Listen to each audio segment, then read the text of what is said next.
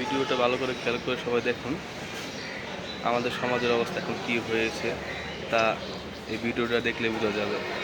আর এখন যা পরিবেশ চলছে আমাদের বাংলাদেশের, তবে আমাদের সন্তানদের একা রাস্তা ছাড়াটাই অর্থহীন হয়ে গেছে।